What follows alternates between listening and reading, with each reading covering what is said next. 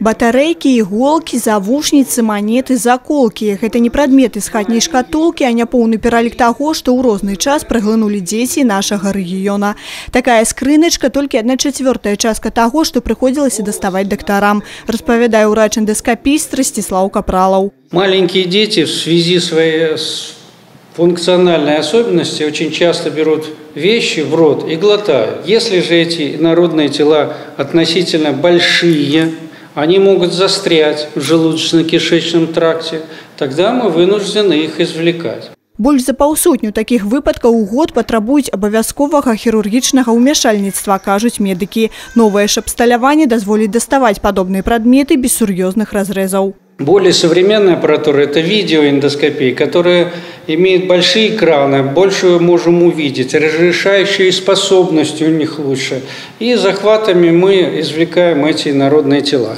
Поэтому вот мы обратились с просьбой, что нужно нам более современное оборудование. Набыць новае абсталяванне стала магчымым на грошы ўраду Японіі. Абласная дзіцячая бальніца атрымала грант на суму $80 000 США.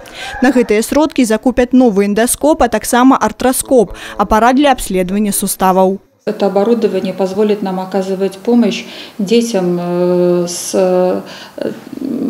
различными заболеваниями, как и желудочно-кишечного тракта, так и травмами. Артроскоп у нас его не было в наличии, мы долго о нем мечтали. Это тоже будет помощь детям, которые интенсивно занимаются физическим спортом, дети травмированные, дети, которые имеют какую-то наследственную патологию. Очень сейчас много системных заболеваний суставов. Вот, поэтому это все будет тоже помогать нам оказывать доступную, качественную помощь детям нашего региона.